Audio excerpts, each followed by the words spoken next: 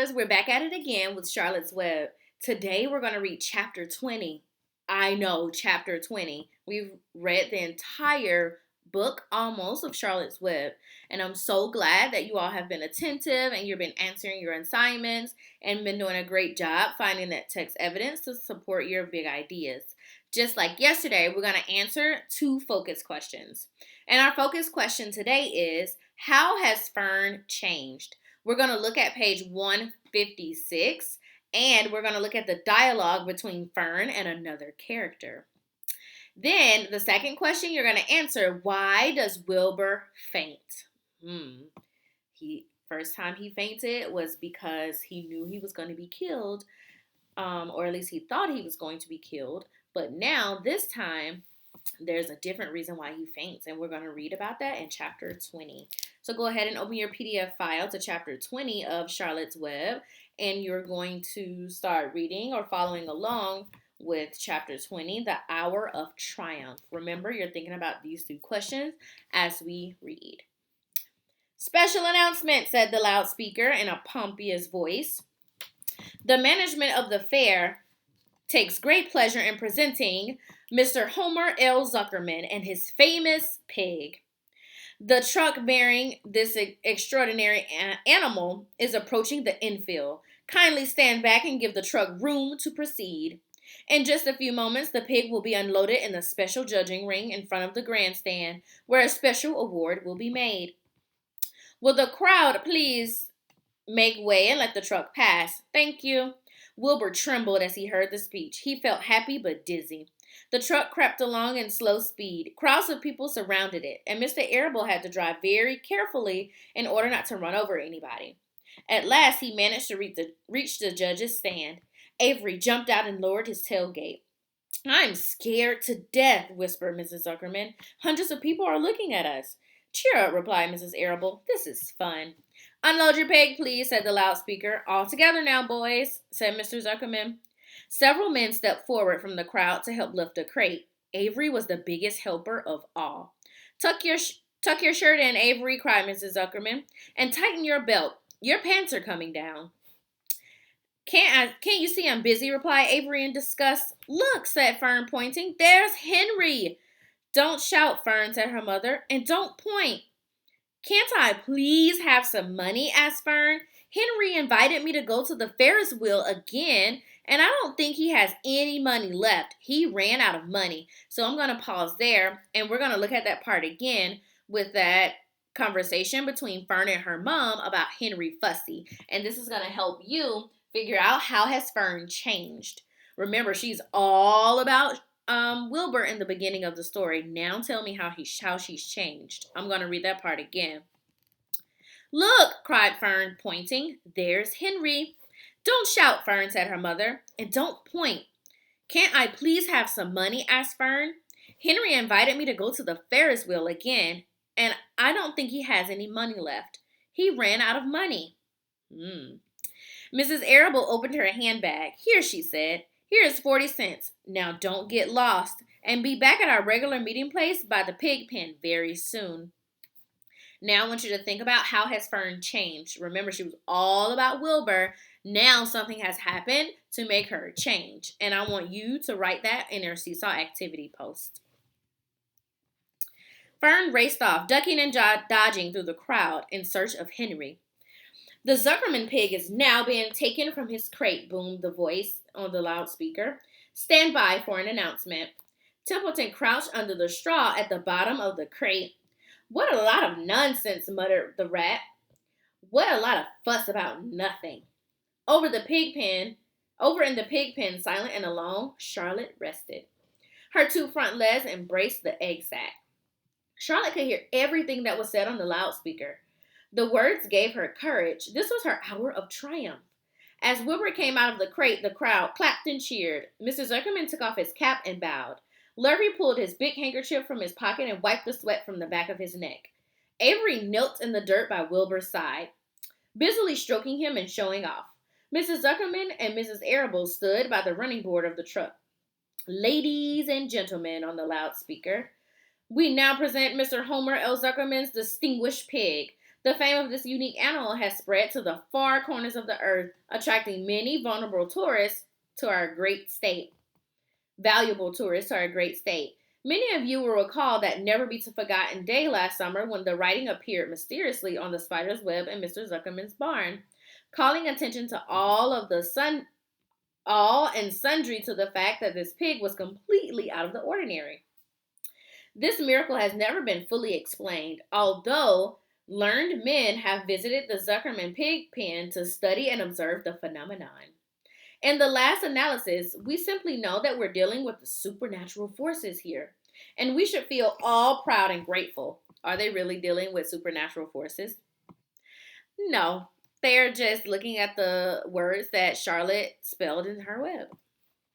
In the words of the spider web, ladies and gentlemen, this is some pig. Wilbur blushed. He stood perfectly still and tried to look his best. This magnificent animal continued on the loudspeaker. This is truly terrific. Look at him, ladies and gentlemen. Note the smoothness and whiteness of his coat. Observe the spotless skin and the healthy pink glow of ears and snout. It's the buttermilk, whispered Mrs. Arable to Mrs. Zuckerman. Notice the general radiance of the animal. When we remember the day the word radiant appeared on the web, whence came the mysterious writing? Not from the spider, but we can be rest assured that spiders are very clever at weaving their webs, but needless to say, spiders can't write. Oh, they can't, can they? Murmured Charlotte to herself. Ladies and gentlemen, continued the loudspeaker, I must not take any more of your valuable time. On behalf of the governor's fair, I have the honor of awarding a special prize of $25 to Mr. Zuckerman, together with a handsome bronze medal suitably engraved in token of our appreciation of the part played by this pig. This radiant, this terrific, this humble pig is attracting so many visitors to our great county fair. Wilbur had been feeling dizzier and dizzier this long complimentary speech. When he heard the crowd begin to cheer and clap again, he fainted away. His legs collapsed and his mind went blank and he fell to the ground, unconscious. What's wrong? Asked the loudspeaker. What's going on, Zuckerman? What's the trouble with your pig? Avery was kneeling by Wilbur's head, stroking him. Mr. Zuckerman was dancing about, fanning him with his cap. He's all right, said Mr. Zuckerman. He gets those spells. He's modest and can't stand praise. Well, we can't give a prize to a dead pig, said the loudspeaker. It's never been done. He isn't dead, hollered Mr. Zuckerman. He's fainted. He gets easily embarrassed. Run for some water, Lurvy. Lurvy sprang from the judge's ring and disappeared. Templeton poked his head from the straw. He noticed that at the end of Wilbur's tail was within reach. Templeton grinned. I'll tend to this, he chuckled. He took Wilbur's tail in his mouth and bit it. Just as he could bite, the pain relieved Wilbur. In a flash, he was back on his feet. Ouch! He screamed. Hooray! Yelled the crowd. He's up. The pig is up. Good work, Zuckerman. That's some pig. Everyone was delighted. Mr. Zuckerman was the most pleased of all. He sighed with relief. Nobody had seen Templeton. The rat had done his work well, and now one of the judges climbed into the ring with the prizes. He handed Mr. Zuckerman two $10 bills and a $5 bill. Then he tied the medal around Wilbur's neck.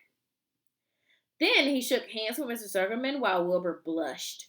Avery put out his hand and the judge shook hands with him too. The hand and the judge shook hands with him too. The crowd cheered. A photographer took Wilbur's picture. A great feeling of happiness swept over the Zuckermans and the Arables. This was the greatest moment in Mr. Zuckerman's life. It was deeply satisfying to win a prize in front of a lot of people.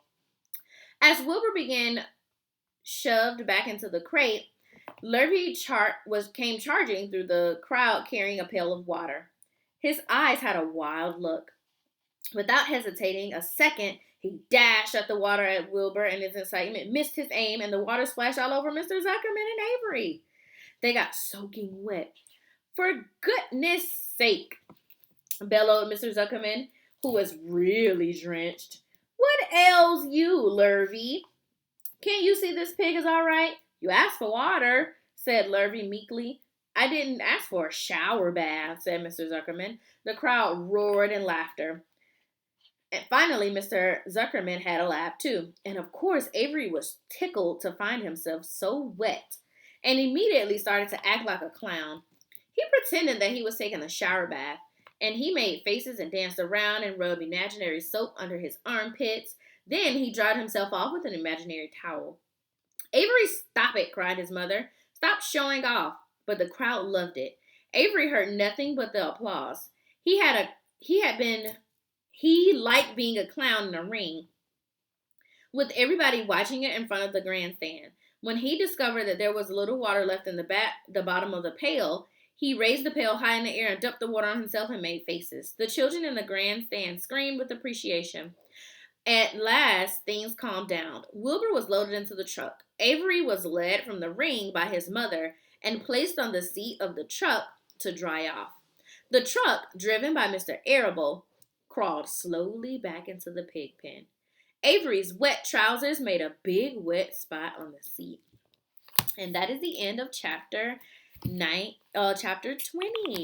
Good job, scholars. You have been doing an amazing job with answering these questions about every chapter in Charlotte's Web. So your 2 focus questions are here. You can pause this video so you can write down those questions, but it will also be in your Seesaw Post activity.